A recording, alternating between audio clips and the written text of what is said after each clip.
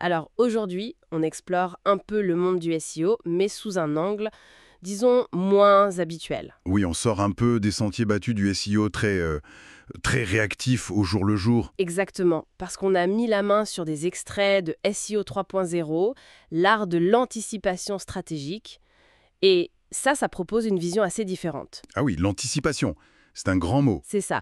L'idée, c'est de voir ce que ce SEO 3.0 apporte de neuf par rapport au fameux SEO 360 degrés. Le 360 degrés qu'on nous vend souvent comme la solution miracle, la vision globale. Voilà.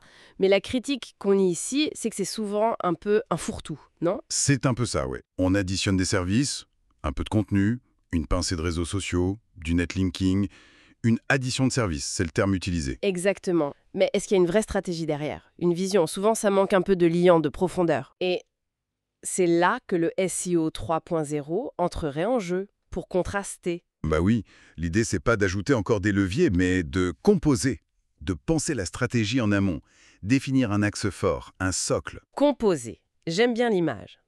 Et le concept clé, c'est ça. Faire avant. Agir avant que le besoin soit là, évident pour tout le monde. Faire avant. Ok, ça devient intéressant.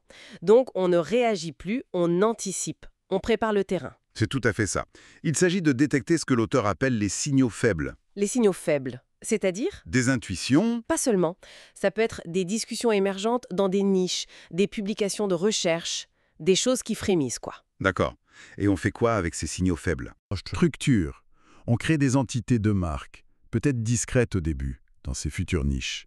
On produit du contenu destiné à habiter la SERP, les résultats Google, mais pour plus tard. Ah, donc pas pour ranker tout de suite. Pas forcément, non. L'idée, c'est d'être déjà là, bien installé, quand le sujet deviendra populaire. Anticiper la vague, et même la concurrence. C'est une vision à long terme, presque une forme de pari sur l'avenir. Absolument. Et ça mène à un concept central, le SEO prédictif. Prédictif, on n'est plus dans la technique pure là. Non. On est dans une méthode qui mêle analyse, intuition et une construction éditoriale très ciblée, justement avant la montée en puissance. Et concrètement, ça ressemble à quoi? Des exemples? L'auteur parle de créer des sortes de pages vitrines à haute tension sémantique. Haute tension sémantique? Oui, des pages très denses, très structurées, autour des concepts qui vont devenir importants, pas juste les mots-clés d'aujourd'hui. Ou alors, investir des niches naissantes, créer des mini-marques locales pour prendre position. Je vois. Et la finalité de tout ça?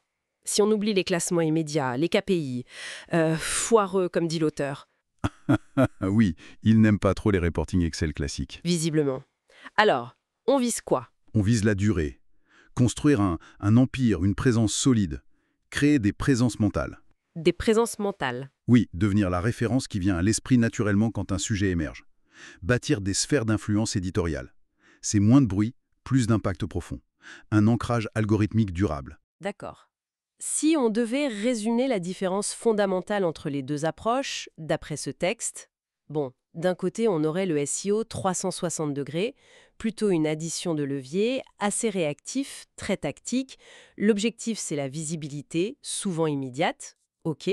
Et de l'autre, le SEO 3.0, une vision structurée dès le départ, prédictive, axée sur l'identité, la différenciation. L'objectif, c'est l'occupation mentale, l'ancrage durable, avec une narration plus incarnée, plus stratégique. La grosse différence, c'est le temps, en fait. Réagir maintenant versus construire pour demain. C'est exactement ça. La temporalité et l'objectif final. Donc, pour synthétiser, ce SEO 3.0 se positionne vraiment comme une stratégie d'anticipation. On mise sur l'influence éditoriale à long terme, sur la prédiction, loin des tactiques réactives qu'on colle souvent à l'étiquette 360 degrés. Tout à fait. C'est une approche qui demande de la patience, de la conviction. Et ça soulève une question d'ailleurs. Oui, une question assez fondamentale, je trouve. Si on construit dans l'ombre en anticipation, comment on évalue si on est sur la bonne voie? Comment on maintient la confiance, l'investissement, avant que la vague et les résultats visibles n'arrivent enfin? C'est le grand défi de parier sur l'avenir, j'imagine. Exactement. Comment justifier le travail préparatoire quand tout le monde regarde les chiffres d'aujourd'hui? C'est une vraie réflexion à avoir.